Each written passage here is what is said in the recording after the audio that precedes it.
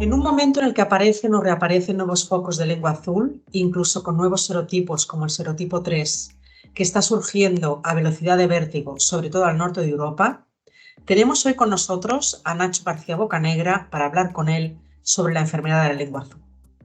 Actualmente, Nacho lidera el grupo de investigación en sanidad animal y zoonosis en la unidad de investigación en zoonosis y enfermedades emergentes de la Universidad de Córdoba. Bienvenido, Nacho, y muchas gracias por acompañarnos hoy. Muchas gracias a vosotros por darnos la oportunidad desde el grupo de formar parte de este podcast y de transmitir los estudios que estamos realizando desde dentro del grupo.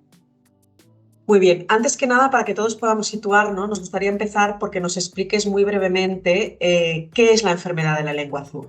Pues la enfermedad de la lengua azul es una enfermedad vírica, es decir, una enfermedad producida por un virus que ha estado circulando con nosotros desde prácticamente los últimos 20 años de una manera endémica en nuestro país, y es un virus que se transmite casi exclusivamente a través de la picadura de unos dípteros, de unos vectores que se conocen como culicoides o denominados culicoides.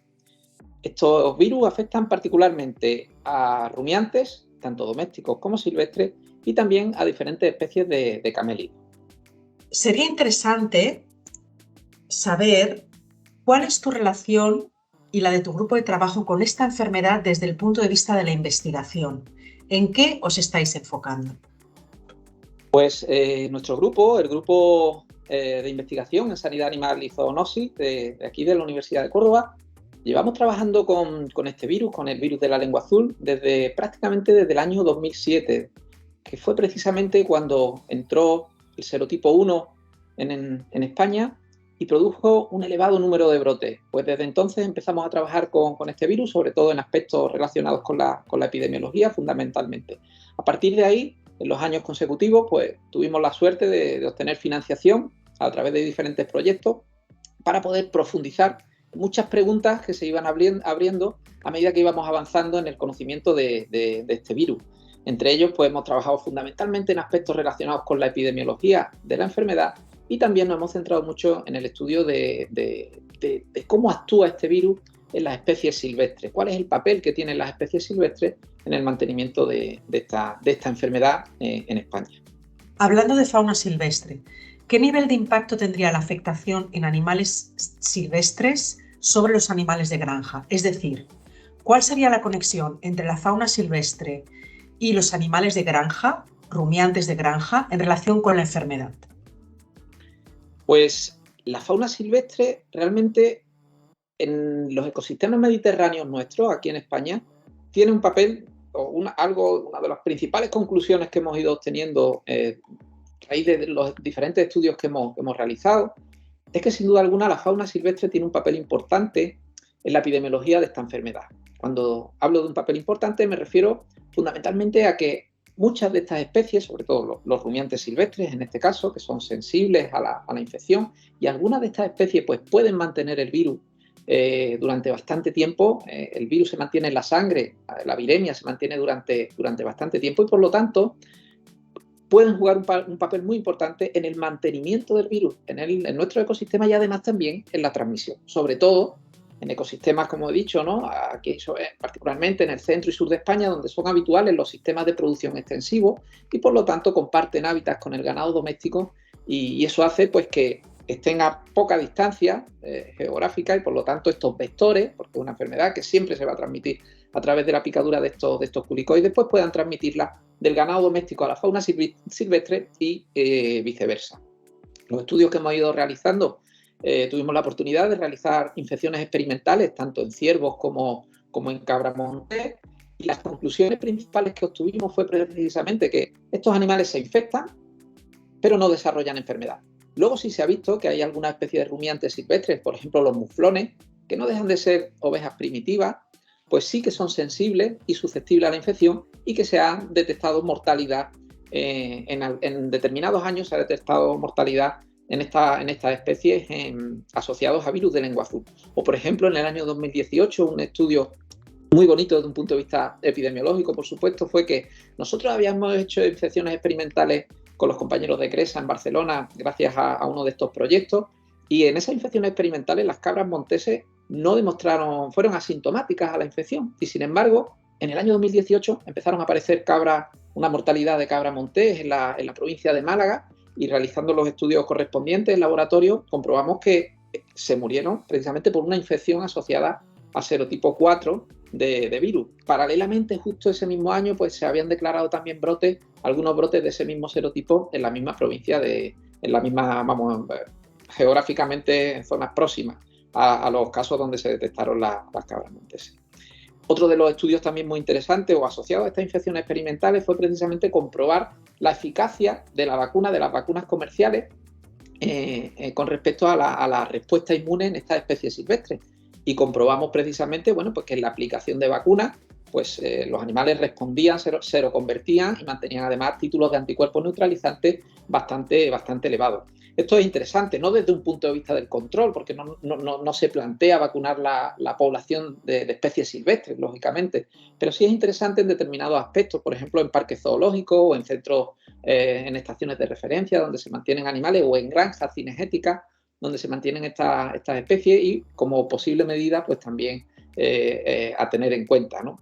Otro estudio también que creo que es bonito señalar, uno que realizamos en el Parque Nacional de Doñana, en el que comprobamos que en presencia de bovino vacunado, las poblaciones silvestres, en este caso ciervo y gamo, sí que mantenían el virus a lo largo del tiempo. ¿Esto qué nos está diciendo? Básicamente nos está diciendo que incluso cuando no tenemos reservorios domésticos, el virus es capaz de mantenerse en las poblaciones de fauna silvestre durante todo este tiempo. En definitiva, una de las principales conclusiones que obtenemos con los estudios que hemos ido realizando es que, sin duda alguna, es fundamental vigilar también la fauna silvestre, porque actúa como un reservorio importante, y en aquellas zonas donde el ganado está vacunado, pues la limitación de la circulación del virus hacia el ganado doméstico es evidente, pero es evidente igualmente que el virus se mantiene en las poblaciones silvestres. Estas son algunas de las conclusiones, ¿no?, pues que hemos ido obteniendo a lo largo de estos años relacionados con estas especies. Por lo tanto, podemos considerar, por lo que nos estás explicando, por los resultados de los estudios, que la vacunación contra la lengua azul sigue siendo la mejor medida de prevención y control de la enfermedad. Sin duda alguna es una medida fundamental para el control de la enfermedad, pero sí creo que es importante señalar que cuando hablamos del control, hablar de erradicación de lengua azul es complicado.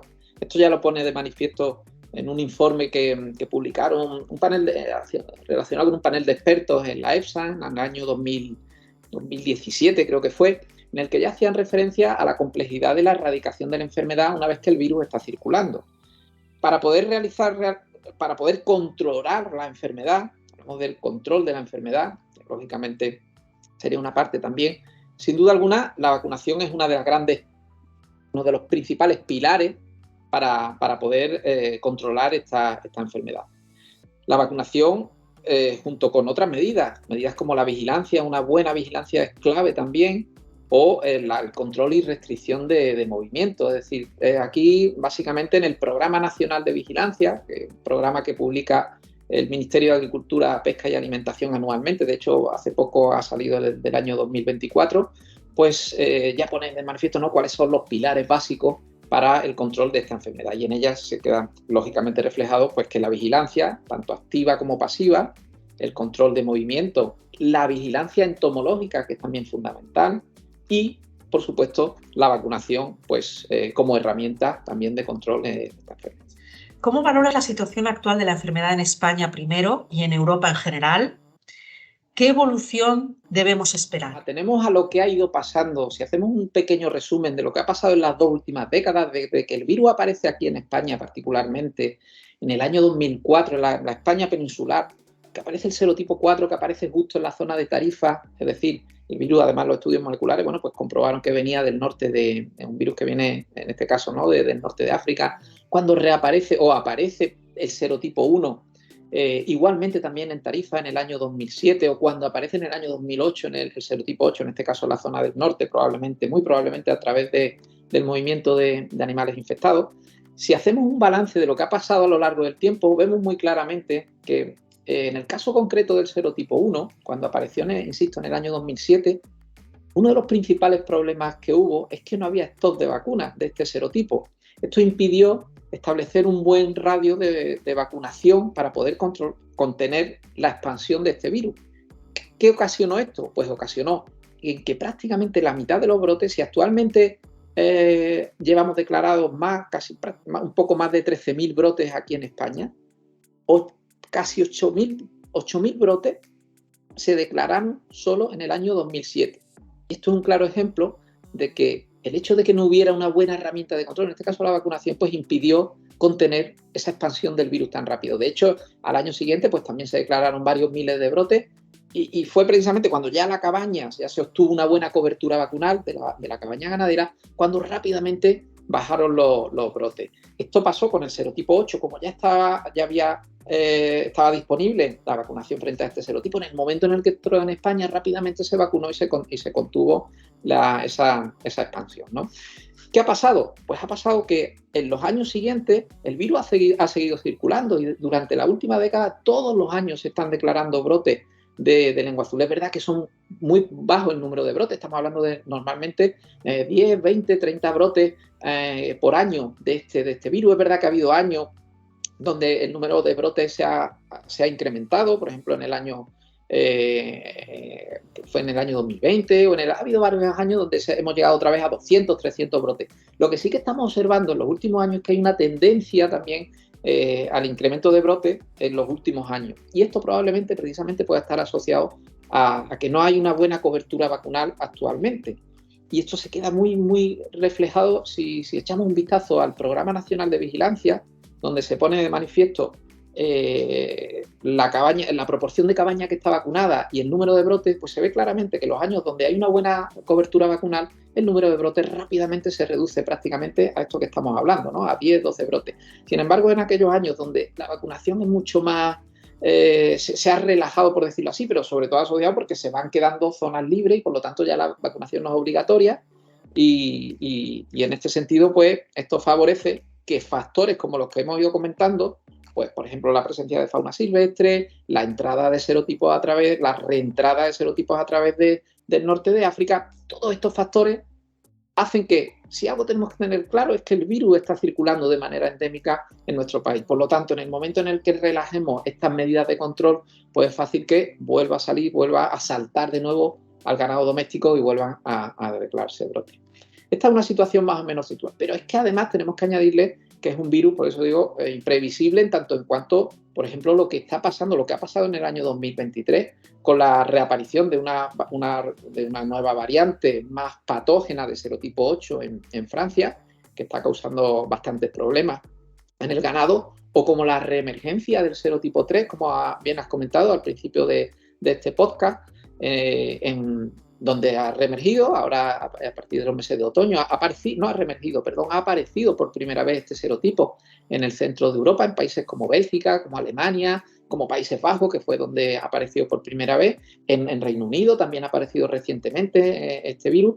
Y aquí nos encontramos con un doble problema, y es que aparte de ser un serotipo emergente, que ha aparecido nuevo, no hay vacuna actualmente frente a este serotipo, y esto pues, puede suponer también un problema hasta que se pongan en marcha o hasta que se autorice vacuna. Aquí en España en concreto, pues actualmente no hay vacuna disponible para ese serotipo. Por lo tanto, es evidente que existe un riesgo en el caso de que entrara el serotipo 3 en España, pues de que hubiera de nuevo algo parecido a lo que pasó con el serotipo 1 en el año 2007, como hemos comentado. En definitiva, una situación epidemiológica muy particular, muy compleja, que hace que sin duda alguna las autoridades pues tengan que estar en alerta continua para poder monitorizar y establecer las medidas de vigilancia de detección temprana de este virus y de estos serotipos que continuamente están circulando. Estos factores que estás explicando de control de la enfermedad es lo que nos lleva a pensar que hay unas zonas de Europa e incluso de España más afectadas que otras. Pero podemos añadir también temas relacionados con la climatología, movilidad de los animales, campañas de vacunación, estrategias de vacunación, que son obligatorias o no obligatorias según los territorios. Claro, en este sentido, la distribución tan heterogénea que tiene este virus, claramente es un virus que está asociado, ¿no? Al ser un virus transmitido por vectores, es un virus que se asocia al cambio climático, ¿no? Tiene un claro componente ambiental. y fundamentalmente está asociado a la presencia, abundancia y densidad de estos vectores competentes, de estos culicoides. En países de cuenca mediterránea, como es España, pues tenemos una gran diversidad de especies de estos vectores, diferentes especies de culicoides, que están presentes y además que son capaces de mantenerse durante todo el año. Sin embargo, en el norte de Europa las condiciones climáticas pues limitan la presencia de estos vectores, por ejemplo, sobre todo en los meses más fríos, ¿no? En los meses invernales, y eso hace que se reduzca esa capacidad de transmisión. Aparte que tenemos algunas especies que juegan un papel particularmente importante, algunas especies de culicoides, como culicoides imícola, que están muy presentes aquí en el centro y sur de España, que es precisamente la zona con mayor circulación de estos virus. Entonces, esta diferencia geográfica en la presencia de enfermedad claramente está asociada a la presencia de los vectores competentes, ¿no? Sin duda alguna, la vacunación pues, es un factor importante, pero que no deja de ser una herramienta más para limitar la circulación del virus entre animales de unas zonas a otras también, ¿no? En ese aspecto, pues claramente es importante también. A nivel de coste-beneficio de la vacunación, ¿qué valoración haces?